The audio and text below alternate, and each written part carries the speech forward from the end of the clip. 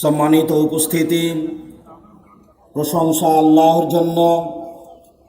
শান্তি অবতীর্ণ হোক আল্লাহর রাসূলের উপর সাল্লাল্লাহু আলাইহি ওয়াসাল্লাম। আলহামদুলিল্লাহ, আমরা জামিয়া সালাফিয়া হাটাবো বীরহাটাবো রূপগঞ্জ নারায়ণগঞ্জ ঢাকা এর সালাফি কনফারেন্সের প্রথম দিন আসরের পর হতে এখন পর্যন্ত ধারাবাহিকভাবে বিষয়ভিত্তিক আলোচনা শুনে আসছি। অল্প কিছুক্ষণ আগে জামিয়া সালাফিয়ার ছাত্রদের কিছু অবস্থা অবগত হচ্ছিলাম। সম্মানিত দিনী ভাই বোন, যে কথা আমরা জাতির সামনে ওয়াদা করে আসছি তা বাস্তবায়ন করার জন্য আমরা জীবন বাজি রেখে চেষ্টা চালিয়ে যাচ্ছি। সর্বশক্তিমান আল্লাহ, তিনি আমাদের কাজে পূর্ণ সাহায্য করছেন। আমরা তারই উপরে ভরসা করে আমাদের পরিকল্পনা বাস্তবায়নের প্রাণপণে চেষ্টা চালিয়ে যাচ্ছি। সে মর্মেই আজকের আলোচ্য বিষয় হচ্ছে আল্লাহর উপরে ভরসা করা। আমাদের প্রত্যেকটা কাজ কর্মে আমরা আল্লাহর উপরে ভরসা করেই কাজ করব। এটাই আমাদের জন্য কর্ম হিসাবে একটি জরুরি কর্তব্য কর্ম। সম্মানিত দিনী ভাই বোন, আমরা আল্লাহর উপরে ভরসা করা সম্পর্কে আলোচনা করতে গিয়ে প্রথমে কিছু আয়াত পেশ করব। এরপরে নবীগণ কিভাবে আল্লাহর উপরে ভরসা করতেন, পরহেজগার মানুষ কিভাবে ভরসা করতেন, তার বাস্তব কিছু নমুনা পেশ করার চেষ্টা করব ইনশাআল্লাহুল আজিজ। সম্মানিত দিনী ভাই বোন, আপনারা যে যেখানে আছেন আপনাদের কথাবার্তা প্রয়োজনীয় কাজকর্ম ত্যাগ করে গুরুত্বপূর্ণ আলোচনা শোনার জন্য প্রাণপণে চেষ্টা করুন। দয়া করে আপনারা এখন আপনাদের কোনো প্রয়োজনীয় কাজ আমাদের সামনে পেশ করার চেষ্টা করবেন না। মহান আল্লাহ বলেন, ওমা ইনদাল্লাহি খায়রুন ওয়া আবকা। আল্লাহ তাআলার নিকটে যে অনুগ্রহ রয়েছে, যে মুমিন পুরুষ নারীর থাকার ব্যবস্থা জান্নাত রয়েছে, তা হচ্ছে অতীব উত্তম এবং চিরস্থায়ী। আলিল্লাযিনা আমানু আলা রাব্বিহিম ইয়াতাওয়াক্কালুন। সেই স্থায়ী অনুগ্রহ জান্নাত ওইসব পুরুষ নারীর জন্য রয়েছে যারা আল্লাহর উপরে ঈমান রাখে এবং তাদের প্রতিপালকের উপরে ভরসা রাখে। যারা আল্লাহর উপরে ভরসা রাখে তাদের জন্যই রয়েছে আল্লাহর নিকটে অতীব উত্তম থাকা খাওয়ার ব্যবস্থা জান্নাত এবং স্থায়ী ব্যবস্থাপনা। মহান আল্লাহ বলেন, ফাইদা আযামতা ফাতাওয়াক্কাল আলাল্লাহ। মুহাম্মদ, আপনি যখন কোনো কাজের সিদ্ধান্ত গ্রহণ করবেন তখন আপনি আল্লাহর উপরে ভরসা করুন। ইন্নাল্লাহা ইউহিব্বুল মুতাওয়াক্কিলিন। নিশ্চয় আল্লাহ তাআলা যারা আল্লাহর উপরে ভরসা করে তাদেরকে ভালোবাসেন। অত্র আয়াত দ্বারা প্রমাণিত হয় যে আল্লাহর ভালোবাসা পেতে হলে কাজকর্ম আল্লাহর উপরে ভরসা করেই করতে হবে। মহান আল্লাহ বলেন, ওমাই ইয়াতাওয়াক্কাল আলাল্লাহ ফাহুয়া হাসবুহু, যে ব্যক্তি আল্লাহর উপরে ভরসা করে কাজ করবে আল্লাহ তাআলাই তার কাজের জন্য যথেষ্ট। তখন কোনো সমস্যা, কোনো বিপদ তার কাজের পরিবর্তন ঘটাতে পারবে না, যা আমরা বাস্তব দেখে আসছি। মহান আল্লাহ বলেন, শুআয়ব আলাইহিস সালামের ভাষায় শুআয়ব আলাইহিস সালাম বলেন, ওমা তাওফিকি ইল্লা বিল্লাহ, আমার কোনো ক্ষমতা নেই। বাহ্যিকভাবে ও আন্তরিকভাবে ক্ষমতা একমাত্র আল্লাহ তাআলার হাতে। আলাইহি তাওয়াক্কালতু, আমি তার উপরে ভরসা করি। ওয়া ইলাইহি উনীব, আমি তার নিকটেই ফিরে যাব। অত্র আয়াতে বোঝা যায় মানুষ নিজে থেকে কোনো কর্ম করতে পারে না। মানুষ আল্লাহর উপরে ভরসা করেই কর্ম করবে। মানুষের শেষ পরিণাম হবে আল্লাহর নিকটে ফিরে যাওয়া। আপনাদের সামনে আমরা অত্র কয়েকটি আয়াত পেশ করার পরে কিছু ব্যক্তির বিবরণ পেশ করি। যেমন ফেরাউনের স্ত্রী আসিয়া এই দুনিয়া থেকেই আল্লাহর উপরে ভরসা করে বলেন, রব্বি ইবনি লি ইনদাকা বাইতান ফিল জান্নাহ, হে আমার প্রতিপালক, তুমি আমার জন্য তোমার নিকটে জান্নাতে একটি ঘর তৈরি করো। ওয়া নাজ্জিনি মিন ফিরআউন ওয়া আমালিহি, আর তুমি আমাকে রক্ষা করো ফেরাউন হতে আর ফেরাউনের নোংরা কর্ম আচরণ হতে। ওয়া নাজ্জিনি মিনাল কওমিজ যালিমিন, আর যারা স্বেচ্ছাচারী স্বৈরাচারী ফেরাউনের সম্প্রদায়, তাদের হাত থেকে আমাকে রক্ষা করো। সম্মানিত দিনী ভাই বোন, আমরা অত্র আয়াতে বুঝতে পারি ফেরাউনের স্ত্রী আসিয়ার আল্লাহর উপরে ভরসা। এই দুনিয়া থেকেই তিনি বলেন, আল্লাহ তুমি আমার জন্য তোমার জান্নাতে একটি ঘর তৈরি করো এবং তুমি আমাকে ফেরাউনের হাত থেকে রক্ষা করো। এই নমুনা আজও আমাদের মাঝে আছে। ফেরাউনের স্ত্রীর ব্যাপারে আমাদের নবী মুহাম্মদ সাল্লাল্লাহু আলাইহি ওয়াসাল্লাম বলেন, কামালা মিনার রিজালি কাসীর ওয়া লাম ইয়াকমাল মিনান নিসা ইল্লা সালাসা, বহু পুরুষই বড় বড় মর্যাদা লাভ করেছে, বড় বড় জান্নাত পাবে, তবে মহিলারা তেমন বড় জান্নাত পাবে না, মাত্র 3 জন। ইমরাত ফেরাউন, এক ফেরাউনের স্ত্রী আসিয়া, ও বিনতু ইমরান, ইমরানের মেয়ে মারিয়াম, ফাদলু আয়েশা আলা সাইরিন নিসায়ে কাফাদলি সারিদ আলা সারি তোয়ামে, আয়েশার সম্মান পৃথিবীতে সকল মহিলার উপরে। সারিদ খাদ্য যেমন সকল খাদ্যের উপরে, গোস্তের ঝোলে রুটি ভিজালেই তাকে সারিদ বলা হয়। এই খাদ্যই ছিল সেই সময়ে সবচেয়ে উন্নত মানের খাদ্য। রাসূল সাল্লাল্লাহু আলাইহি ওয়াসাল্লাম 3 জন পৃথিবীতে সম্মানী মহিলার কথা বললেন।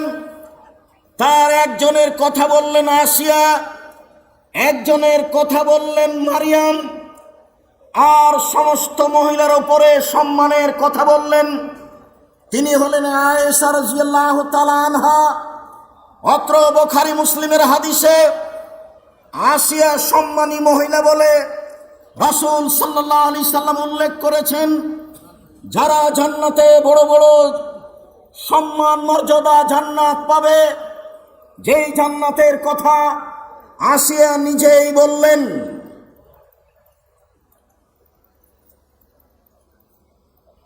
ইউসুফ আলাইহিস সালামের ঘটনা আপনাদের সবার জানা আছে। ইউসুফ আলাইহিস সালামকে বাজারে বিক্রি করা হলো। জুলাইখার স্বামী জনৈক বাদশা কিনে নিয়ে বাড়ি নিয়ে গেলেন। বাড়িতে নিয়ে গিয়ে স্ত্রীর সামনে বললেন, এই ছেলেকে ভালো থাকার ব্যবস্থা দাও, ভালো খাওয়ার ব্যবস্থা দাও। দিন যায় রাত্রি যায়, ইউসুফ বড় হয়ে গেলেন। এক সময়ে জুলাইখা তার সাথে অন্যায় করার জন্য পরিকল্পনা করলো। এই অনুযায়ী ওয়াগাল্লাকাতিল আবওয়াব, জুলাইখা সব দরজাগুলি বন্ধ করে দিল এবং বলল, হাইতালাক ইউসুফ, তুমি আমার সাথে অন্যায়ে লিপ্ত হও। ঘরের দরজা বন্ধ করা আছে। বিশেষ এক ঘরের মধ্যে জুলাইখা নিজেকে সাজগোজ করে রেখে ইউসুফের সামনে প্রস্তাব পেশ করলো। নবীগণের আল্লাহর উপরে ভরসা দেখুন। ইউসুফ আলাইহিস সালাম বলেন, মাআযাল্লাহ, আমি ইউসুফ আল্লাহর উপরে ভরসা করি।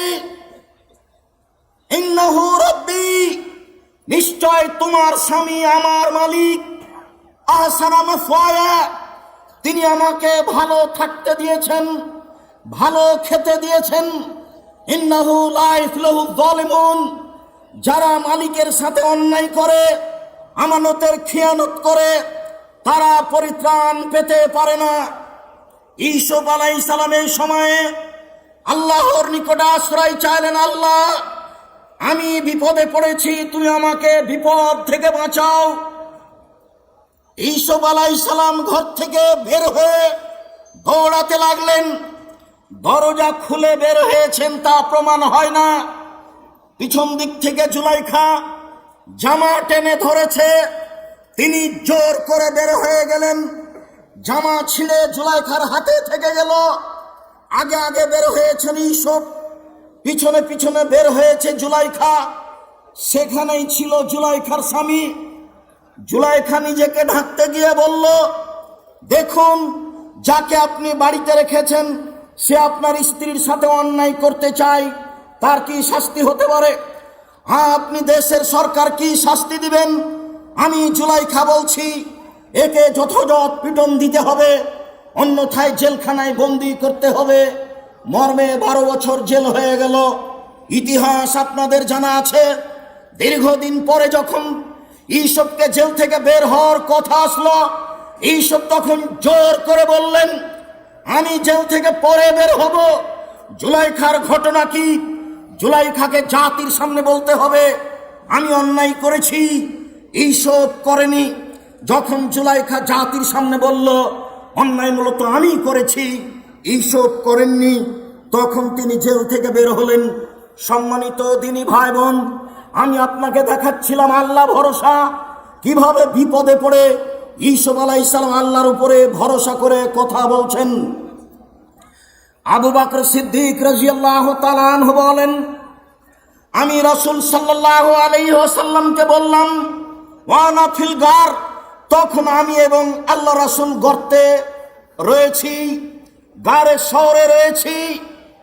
আল্লাহর নবী, লাওয়ান্না আহাদাহুম নাজারা তাহতা কাদামাইহি, তাদের কেউ যদি পায়ের দিকে তাকিয়ে দেখে লাভ সরানা, তাহলে আমাদের দেখে নিবে। তখন আল্লাহর নবী বললেন,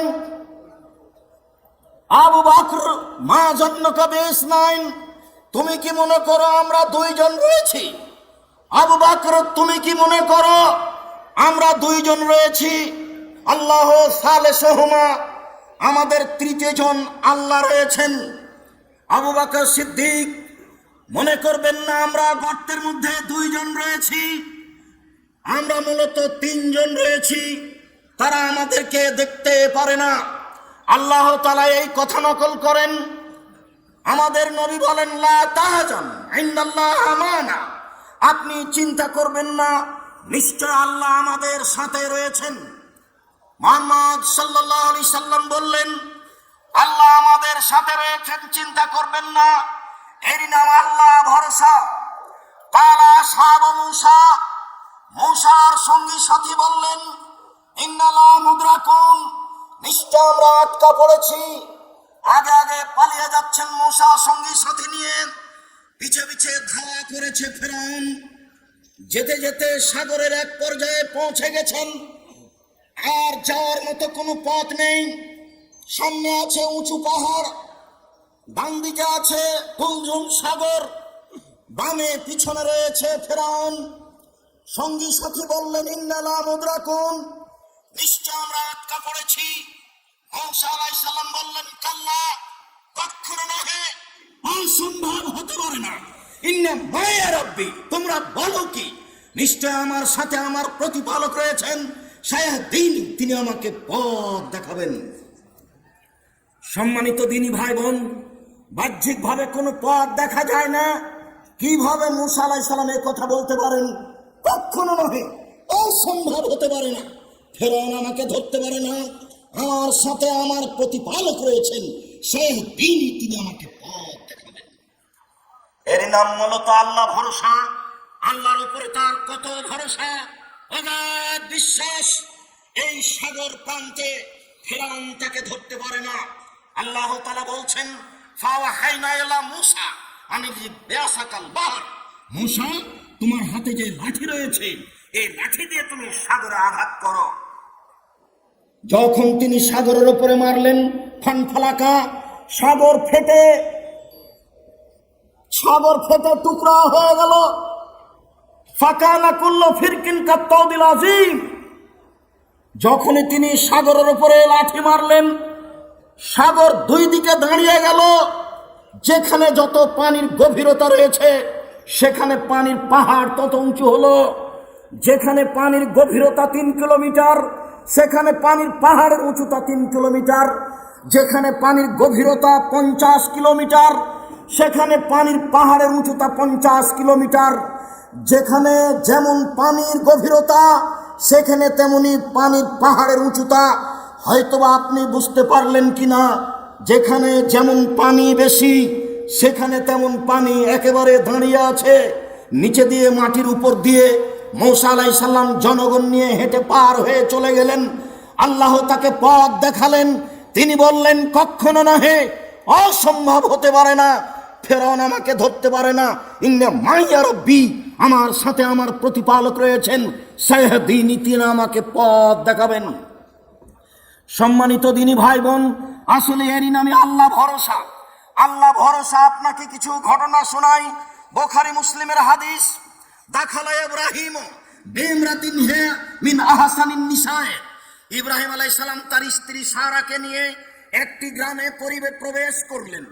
তার স্ত্রী ছিলেন ওই সময়ে সারা পৃথিবীতে সবচেয়ে সুন্দরী মহিলা। ফাউরসিলা ইলাইহি, ইব্রাহিমের কাছে লোক পাঠানো হলো। বলা হলো, ইব্রাহিম, মান হাজিহি আল্লাতি মা, যে মহিলা আপনার সাথে রয়েছে সে কে? কালা হে উখতি। ইব্রাহিম আলাইহিস সালাম বললেন, এই মহিলা হচ্ছে আমার বোন।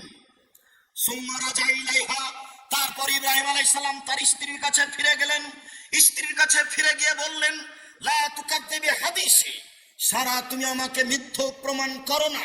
আন্নী আখবারতুহুম আন্নাকা উখতি, আমি তাদের বলে দিয়েছি তুমি আমার বোন। মনে রেখো সারা, আল্লাহে, আল্লাহর কসম, মনে রেখো সারা, আল্লাহর কসম, ইন আলাল আরজে মুমিনুন গায়রিও গায়রকে, এই মাটির উপরে আমি আর তুমি ছাড়া কেউ মুমিন পুরুষ নারী নেই। এই হিসাবে আমরা দুইজন ভাই বোন বটে। ফারসালা বিহা ইলাইহি। এরপরে ইব্রাহিম আলাইহিস সালাম তার স্ত্রীকে রক্ষা করতে পারলেন না। তিনি তাকে পাঠিয়ে দিলেন স্বৈরাচারী শাসকের ঘরে।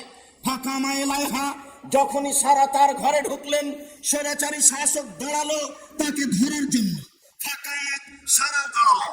ফাতাওয়াদ্দা, তিনি ওযু করলেন। ওয়াতুসাল্লি, তিনি সালাত আদায় করলেন। সালাত আদায় করে তিনি বলছেন, আল্লাহুম্মা, হে আল্লাহ, ইন কুনতু আমানতু বিকা ওয়া রাসূলিকা, আমি সারা যদি তোমাকে বিশ্বাস করে থাকি, তোমার রাসূল ইব্রাহিমকে আমি যদি রাসূল বলে মেনে নিয়ে থাকি, আহসানতু ফারজি ইল্লা যাওজি, আমার জিন্দেগিতে কোনোদিন আমার লজ্জা স্থানকে আমার স্বামী ছাড়া কাউকে ব্যবহার করতে দিইনি, এই কথা যদি ঠিক হয়ে থাকে, ফালা তুসাল্লাত আলাইয়াল কাফেরা, তাহলে তুমি আমার উপরে এই কাফেরকে জয়ী করো না। নির্জন ঘরে সারা বললেন, আল্লাহ তুমি শোনো, আমি যদি তোমাকে বিশ্বাস করে থাকি, তোমার রাসূলকে বিশ্বাস করে থাকি, আমি যদি জীবনে কোনোদিন জেনায় লিপ্ত না হয়ে থাকি, তাহলে নির্জন ঘরে যেন এই স্বৈরাচারী শাসক আমার গায়ে হাত লাগাতে না পারে। কথা বলা শেষ হয়নি, শেষ হতে না হতেই স্বৈরাচারী শাসক অজ্ঞান হয়ে পড়ে গেল। বুখারী মুসলিম, সম্মানিত দিনী ভাই বোন, এরই নাম হচ্ছে আল্লাহ ভরসা। ঘটনা আপনাদের জানা আছে। ইবনে আব্বাস রাদিয়াল্লাহু তাআলা আনহু বলেন, যা বেহা ইবনে ইসমাইল, ইব্রাহিম আলাইহিস সালাম হাজেরাকে নিয়ে এবং হাজেরার ছেলে ইসমাইলকে নিয়ে চলে আসলেন কাবা ঘরের পাশে। ওয়ায়াতুর দেহু, তখন ইসমাইলের মা ইসমাইলকে দুধ পান করাতেন। ফাওয়াজা হুমা ইনদাল বাইতে, মা এবং ছেলেকে কাবা ঘরের পাশে রেখে দিলেন। ইনদা দাওহাতিন, একটা গাছের পাশে রেখে দিলেন। ফাওকা জমজমা, জমজম কূপের উপরে রেখে দিলেন। আলাল মসজিদে, কাবা ঘরের পাশে রেখে দিয়ে ফাকাফা, ইব্রাহিম আলাইহিস সালাম উল্টা হাঁটতে লাগলেন। ইসমাইলা, ইসমাইলের মা হাজেরা স্বামীর পিছনে পিছনে হাঁটতে লাগলেন। তিনি বলতে লাগলেন, আইনা তাজাব ইব্রাহিম, ইব্রাহিম আপনি কোথায় যাচ্ছেন? অতাত্রকুনা ফি হাযাল ওয়াদি লাইসা ফি ইনশাল্লাহ, আপনি এমন একটা উপত্যকায় ছেড়ে যাচ্ছেন যেখানে মানুষজন নেই, যেখানে ঘাস পাতা নেই, যেখানে কোনো কিছুই নেই। অকালাত মেরারান, তিনি বারবার বলছিলেন ওয়াজালাল ইয়ালতাফিতু ইলাইহা, কিন্তু ইব্রাহিম আলাইহিস সালাম তার দিকে লক্ষ্য করছিলেন না। শেষ পর্যন্ত তিনি নিরুপায় হয়ে বললেন, আমারাকাল্লাহু বিহাজা, আল্লাহ কি আপনাকে এইভাবে চলে যেতে বলেছেন? আপনি আমাকে কিছু বলছেন না কেন? এই নির্জন ভূমিতে আপনি আমাকে রেখে চলে যাচ্ছেন যেখানে মানুষজন তো নেই, ঘাস পাতাও নেই। ফাকালা না, তিনি উত্তরে বললেন হ্যাঁ। তখন ইসমাইলের মা হাজেরা বললেন, ফালাই জাইজাল্লাহ, ঠিক আছে, তাহলে আল্লাহ আমাকে ধ্বংস করবেন না, যেহেতু আপনি আল্লাহর অনুমতিতে চলে যাচ্ছেন। বাহ্যিকভাবে বাঁচার কোনো পথ নেই, থাকার ব্যবস্থা নেই, খাওয়ার ব্যবস্থা নেই, ঘর বাড়ি নেই, বিছনা কাঁথা নেই, মানুষজন নেই, পশু প্রাণী নেই, ঘাস পাতা নেই, কিছুই নেই। তিনি বলছেন এমন একটা উপত্যকায় ছেড়ে যাচ্ছেন যেখানে মানুষজন তো নেই, কোনো কিছুই নেই। এই বলে তিনি চলতে লাগলেন। সুম্মা রাজাত, হাজেরা ফিরে আসলেন বাচ্চার কাছে। ফান্তালাকে ইব্রাহিম, ইব্রাহিম চলতে লাগলেন। হাত্তা, চলতে চলতে তিনি চলে আসলেন সামিয়া পাহাড়ের কাছে। লা ইয়ারাউনাহু, পরিবার তাকে দেখতে পায় না, তিনিও পরিবারকে দেখতে পাচ্ছেন না। ফাস্তাকবালা বিওয়াজহিল বাইতা, এবার তিনি কাবা ঘরের দিকে মুখ করলেন। ওয়াদা বিহাউলাই কালেমা তরাফা ইয়াদাইহি, এবার ইব্রাহিম আলাইহিস সালাম হাত তুলে আল্লাহর দরবারে প্রার্থনা করতে লাগলেন। আল্লাহুম্মা ইন্নী আসকানতু মিন যুররিয়াতি বিওয়াদিন গায়রি যি দারিন ইনদা বাইতিকাল মুহাররাম, হে আল্লাহ, আমার পরিবারের কিছু অংশকে তোমার কাবা ঘরের পাশে রেখে দিলাম, যেখানে মানুষজন তো নেই, ঘাস পাতা নেই, অনাবাদ জায়গায়, যেখানে মানুষজন নেই, কোনো কিছু নেই, অনাবাদ জায়গা আমি আমার পরিবারের কিছু অংশ রেখে দিলাম। এরই নামে আল্লাহ ভরসা। যা বলছেন স্বামী তা বলছেন স্ত্রী, যা বলছেন স্ত্রী তা বলছেন স্বামী, এরই নামে আল্লাহ ভরসা। সম্মানিত দিনী ভাই বোন, আপনাকে আমি আল্লাহ ভরসার বাস্তব কিছু নমুনা দৃশ্য দেখাচ্ছিলাম। আপনাদের জানা আছে বুখারী মুসলিমের হাদিস, আবু হুরায়রা রাদিয়াল্লাহু তাআলা আনহু বলেন, লাম ইয়াতাকাল্লাম ফিল মাহাদি ইল্লা সালাসা, মায়ের কোলে তিনজন শিশু কথা বলেছে দুধ খাওয়া অবস্থায়। তার একজন হচ্ছেন ঈসা, ঈসা আলাইহিস সালাম মায়ের কোলে কথা বলেছেন। ওয়া কানা রাজুলুন ফি বানি ইসরাইল ইউকালু লাহু জুরাইদ, হাজার হাজার বছর আগের কাহিনী। এক লোক ছিল যার নাম ছিল জুরাইদ। ওয়া ইসাল্লি ফি সাওমাতিহি, সে তার গির্জা ঘরে ইবাদত করছিল। ফাজাতুম্মুহু, তখন তার মা তার কাছে আসলো। ফাদাতু, মা ছেলেকে ডাকলো। ফাকালা, সে বলতে লাগলো, উজি ওয়া উসাল্লি, আমি আমার মায়ের ডাকে সাড়া দিব না আমি সালাত আদায় করব, আমি মায়ের ডাকে সাড়া দিব না আমি সালাত আদায় করব। দেরি হয়ে গেল। মা বদদুয়া করলেন, আল্লাহুম্মা লা তুমিতহা তুরিহু জুহাল মুমেশা, আল্লাহ তুমি এই ছেলের মরণ দিও না যতদিন পর্যন্ত বদ মহিলার মুখ না দেখেছে। চলে আসলো। ফাতাকাল্লামাথু, মহিলা তার সাথে জেনার ব্যাপারে কথা বলল। ফাবা, সে অস্বীকার করলো। ছি ছি ছি, তুমি আমার সাথে জেনার কথা বলো, এটা হতে পারে কি করে? ফাতাতির রাইয়া, মহিলা একটা রাখালের কাছে আসলো। ফাম কানাথু, তাকে চেপে ধরলো, চেপে ধরে তার সাথে অশ্লীল কাজ করলো। ফাওয়ালাদাত গোলামান, এতে মহিলা একজন বাচ্চা জন্ম দিল। যখন বাচ্চা জন্ম দিল, মহিলা বলে দিল, হাজা মিন জুরাইজ, এই বাচ্চা হচ্ছে জোরায়েজের সন্তান। ফাতাহু, জনগণ তার পাশে আসলো। জনগণ এসে তার গির্জাঘরকে ভেঙে খান খান করে দিল, ধুলা ধুলা করে দিল। মনজালুহ, তারা তাকে টেনে হেঁচড়ে রাস্তায় নামিয়ে দিল। অসভ্যুহ, অকথ্য ভাষায় গালি দিল, যার যা মনে লাগে। ফাকামা ওয়াতাওয়াদ্দা, জোরায়েজ দাঁড়ালো, অজু করলো। অসল্লা রাকাতাইন, 2 রাকাত সালাত আদায় করলো। ওয়াতাল গোলামা, এ দুধের বাচ্চার কাছে আসলো। জোরায়েজ দুধের বাচ্চাকে বলল, মানাবুকা, হে গোলাম বলো তোমার বাপকে। দুধের বাচ্চা বলল, আবি আর রাই, আমার পিতা হচ্ছে রাখাল। জনগণ বলল, নাবনি সমাতা কাবি যাবে, জোরায়েজ তোমার গির্জাঘর স্বর্ণ দিয়ে বানিয়ে দিব। কালালা ইল্লাবিত্তিন, না আমার গির্জাঘর স্বর্ণ দিয়ে বানাতে হবে না, যা ছিল তাই করতে হবে।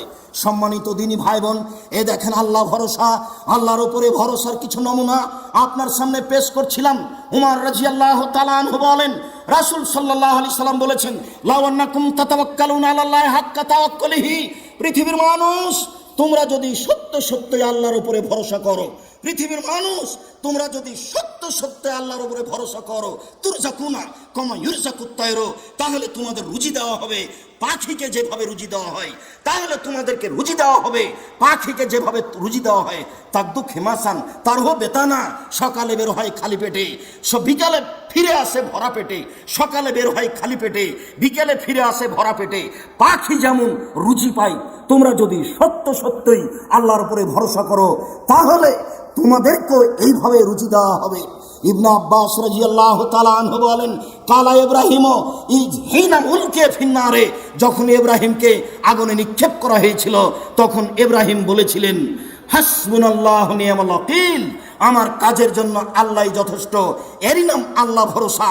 আল্লাহ রাসূল বলছেন, কাইফা নামো, বিচারের মাঠে আমি কিভাবে আনন্দ ফুর্তি করতে পারি। ওকাদিল তাকামা সাহেবুস সুরে, ইতিমধ্যেই যিনি বাঁশিতে ফুঁক দিবেন তিনি বাঁশি মুখে করে আছেন। ওয়াহানা জাবহাতাহু, তিনি মুখমণ্ডলকে নিচু করে আছেন। ওয়ায়ান্তাজরু মাতা ইউমারু বিন-নাফকে, তিনি প্রতীক্ষমান রয়েছেন কখন তাকে আদেশ করা হবে বাঁশিতে ফুঁক দিতে। অতএব আমি কিভাবে দুনিয়াতে আনন্দ করতে পারি? তখন আল্লাহ রাসূলকে সাহাবীগণ বললেন, বলেন আমরা কি বলতে পারি? এরকম যদি অবস্থা কঠিন হয় আমরা কি করতে পারি? তখন আল্লাহ রাসূল বললেন, কোন তোমরা বলো, হাসবুনাল্লাহু নি'মাল ওয়াকিল, আল্লাহ আমাদের জন্য যথেষ্ট, তিনি উত্তম কাজ করেন। সম্মানিত দিনী ভাই বোন, আমি সাধারণ মানুষ খাকসার এই কাজকর্মের প্রথম থেকেই আল্লাহর উপরে ভরসা করে আপনাদেরকে বলে থাকি। তাই তো 2013 সালের 24 আগস্ট মঙ্গলবার সকাল 11টার সময় ওই যে কাঁঠাল গাছটা, সেই কাঁঠাল গাছের নিচে আমি বলেছিলাম, আমার হাতে টাকা নেই এ কথা সত্য, এখানে প্রতিষ্ঠান গড়বে এ কথা সত্য, ইনশাল্লাহ গড়বেই গড়বে। কিভাবে গড়বে আমি তা জানি না, নিশ্চিত গড়বে, অবধারিত গড়বে, ইনশাল্লাহ গড়বে। তার বাস্তব ফল আপনারা দেখতে পাচ্ছেন। 2016 সালের 17 ফেব্রুয়ারি রোজ বুধবার বিকাল 4:30-5টার সময় জামিয়া সালাফিয়া ডাঙ্গিপাড়া পাবা রাজশাহীর মাঠে বলেছিলাম, আমার হাতে টাকা নেই এ কথা সত্য, এখানে প্রতিষ্ঠান গড়বে এ কথা সত্য, ইনশাল্লাহ গড়বেই গড়বে। কিভাবে গড়বে তা আমি জানি না, নিশ্চিত গড়বে, অবধারিত গড়বে, ইনশাল্লাহ গড়বে। সম্মানিত দিনী ভাই বোন, সেই প্রতিষ্ঠানে এখন 1700 ছেলে বাচ্চা আছে, 1700, 850 মেয়ে বাচ্চা আছে। সম্মানিত দিনী ভাই বোন, আল্লাহর উপরে ভরসা সম্পর্কে আলোচনা পেশ করার এক পর্যায়ে আমি আপনাদেরকে এক খেয়ালে চেয়ে থাকার অনুরোধ জানিয়ে আমি প্রথমে জামিয়া সালাফিয়ার বর্তমান অবস্থা বলি। জামিয়া সালাফিয়ার বর্তমান অবস্থা, জামিয়া সালাফিয়া হাটাবো বীরহাটাবো রূপগঞ্জ নারায়ণগঞ্জ ঢাকা, যার আপাতত ছেলে মেয়ের সংখ্যা প্রায় 1350 বলে শিক্ষক শিক্ষিকাগণ বলছেন বর্তমান অবস্থা। আপনার পাশে পিছন দিকে 472 জন মেয়ে অবস্থান করছে এই সামান্য সংকটপূর্ণ সংকীর্ণ জায়গায়। জামিয়া সালাফিয়া ডাঙ্গিপাড়া পাবা রাজশাহী, জামিয়া সালাফিয়া রূপগঞ্জ নারায়ণগঞ্জ ঢাকা, এই দুই প্রতিষ্ঠানে এখন ছেলে মেয়ে রয়েছে 3850 জন। জামিয়া সালাফিয়া 6 মাইল বাবুগঞ্জ বরিশাল, আশাবাদী রমজানের পরপরই কাজ আরম্ভ হবে ইনশাল্লাহ। জামিয়া সালাফিয়া তেঘরা, বিরল, দিনাজপুর। আশাবাদী রমজানের পরপরই কাজ আরম্ভ হবে ইনশাআল্লাহ।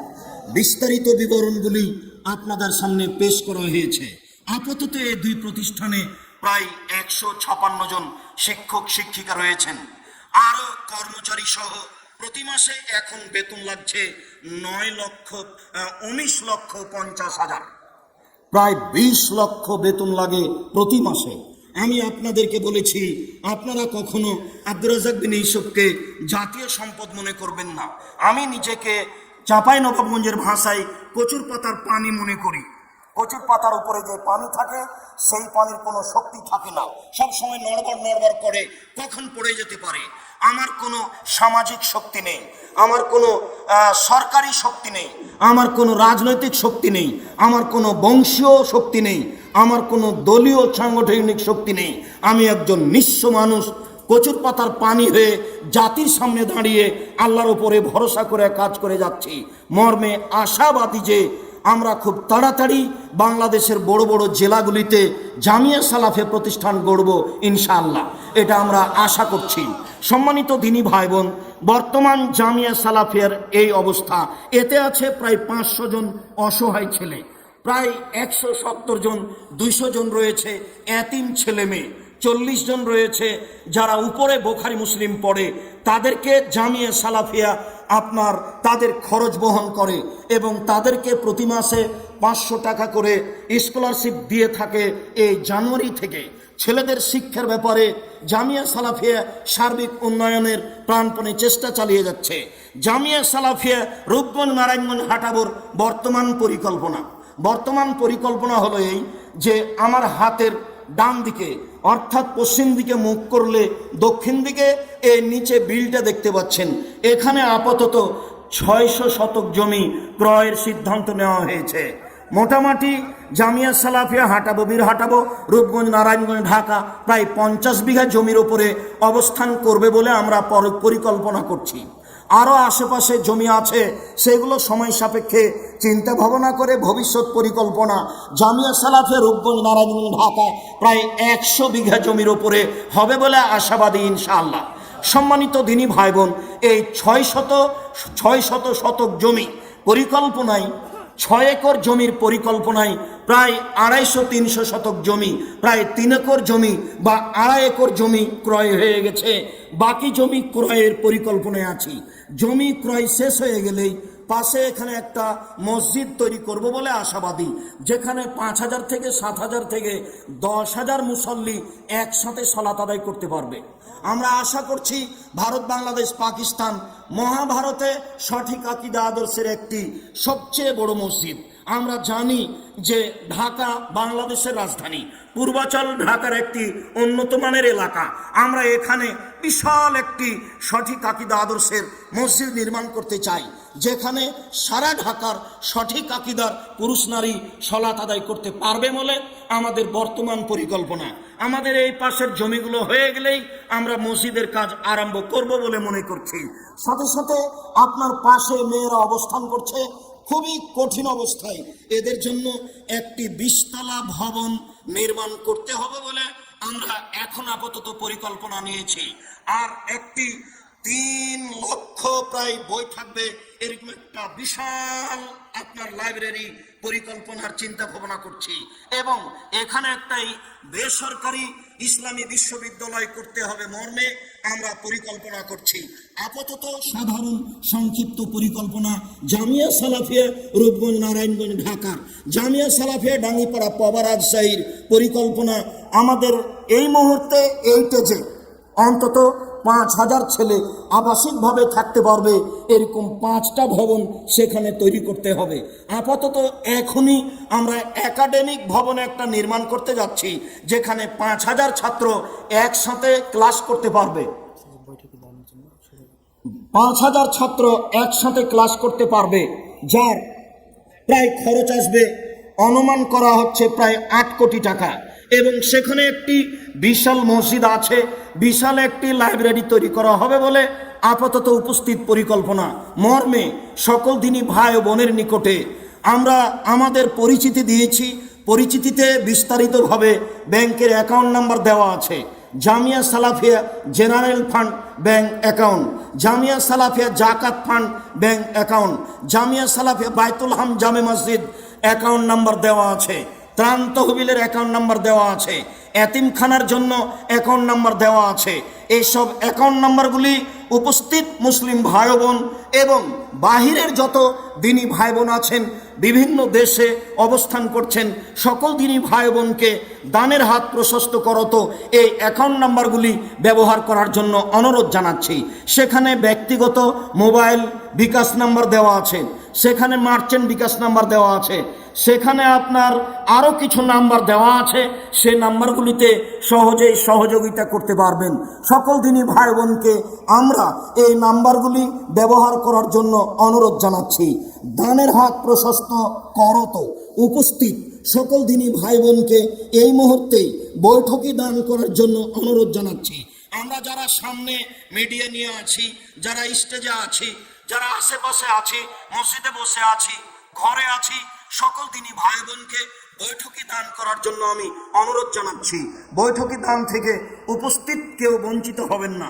আমি আপনাদের সাথে শরিক হয়ে এখনই বৈঠকি দান সকল দিনই ভাই বোনকে দেওয়ার জন্য অনুরোধ জানাচ্ছি। আমাদের ছেলেদের হাতে আপনারা দান করবেন, যাদের হাতে থাকবে সবুজ কাপড়। গত বছর নাকি অন্যান্য মানুষও দান তুলেছে বলে অভিযোগ পেশ করা হয়েছে। যারা আমরা মুসলিম বোন আছেন, দেখেন আমাদের মেয়েদের হাতে সবুজ কাপড় আছে, সবুজ কাপড় তাদের হাতে আছে, তাদের হাতে খাস করে দান দিবেন। যারা 50,000, 5,000, যারা 50,000, 1 লক্ষ, 5 লক্ষ দান করবেন, তারা সময় আমাদের সাথে সাক্ষাৎ করেন। এখন 2,000, 5,000, 1,000 আপনাদেরকে বৈঠকি দান করার জন্য আমি অনুরোধ জানাচ্ছি। আপনারা এই জমি ক্রয় করতে গিয়ে 2 লক্ষ টাকা শতক, 2.5 লক্ষ টাকা শতক আমরা আপাতত জমি কিনছি। কিছু কিছু জমি আমরা 1.5 লক্ষ টাকা শতকও কিনছি ও কিনেছি। এরকম জমি যারা কিনতে ইচ্ছুক মসজিদের 1.5 থেকে 200 শতক জমি আমরা মসজিদের জন্য নিব। বাকি জমিগুলি আমরা জামিয়া সালাফিয়া ছেলে ও মেয়ে উভয় শাখার জন্য কিনবো বলে আমরা আশা করছি। আমি পৃথিবীর এদেশের সকল দিনই ভাই বোনকে এই জমি ক্রয়ের ব্যাপারে শতহারে অংশগ্রহণ করার জন্য অনুরোধ জানাচ্ছি। সাথে সাথে জামিয়া সালাফের মুখপাত্র পত্রিকা সবার জানা আছে, মাসিক আল ইতেসাম পত্রিকা, অবশ্যই 1 কপি ছাড়া কোনো দিনই ভাই বোন যাবেন না। আর যারা এজেন্ট হতে চান, যেহেতু পত্রিকা হচ্ছে জামিয়া সালাফের মুখপাত্র পত্রিকা, যাতে 50টা প্রশ্নের উত্তর রয়েছে, যার মুফতি হচ্ছেন 10 জন, যাতে গবেষক আছে 10 জন, যারা আজকে কিছু কিছু উপস্থিত আছেন। আমরা মনে করি বাংলা ভাষায় সবচেয়ে ভালো মানের পত্রিকা মাসিক আল ইতেসাম পত্রিকা, যাতে 50টা প্রশ্নের উত্তর রয়েছে। সকল দিনই ভাই বোনকে আমরা মাসিক আল ইতেসাম পত্রিকা ব্যক্তিগতভাবে এবং এজেন্ট হিসেবে নেওয়ার জন্য অনুরোধ জানাচ্ছি। অবশ্যই ভারী না মনে করে যাওয়ার সময় 10টা বা 20টার এজেন্ট হওয়ার চেষ্টা করবেন, 50টার এজেন্ট হওয়ার চেষ্টা করবেন। এরপরে আপনারা অবগত আছেন আব্দুল্লাহর বইয়ের কথা, একটি নতুন বই বের করেছে আব্দুল্লাহ, তার নাম রিজিক। অবশ্যই সবাই রিজিক বইটি সংগ্রহ করবেন। তার বইটি মিন্নাতুল বারি, বুখারীর ব্যতিক্রম ব্যাখ্যা মিন্নাতুল বারি, বাংলা ভাষায় এই বইটা সংগ্রহ করবেন। আর আমি খাকসার সাধারণ মানুষ, অনেক দিন থেকে আশা ছিল সালাতের ওপরে, নামাজের ওপরে একটি বই বের করব। আলহামদুলিল্লাহ অনেক দিন পরে হলেও যথাযথ পরিশ্রম করে রাসূল সাল্লাল্লাহু আলাইহি সাল্লামের সালাত বলুন প্রচারিত সালাত মর্মে নামাজের উপরে, সালাতের উপরে বইটি বের হয়েছে। এই বইটি অবশ্যই আপনারা সংগ্রহ করবেন, অবশ্যই সংগ্রহ করবেন। এছাড়াও কে বড় ক্ষতিগ্রস্ত, কে বড় লাভবান, মরণ একদিন আসবেই, তাফসীর কি মিথ্যা হতে পারে, এসব বইগুলি নতুন সংস্করণে বের হয়েছে।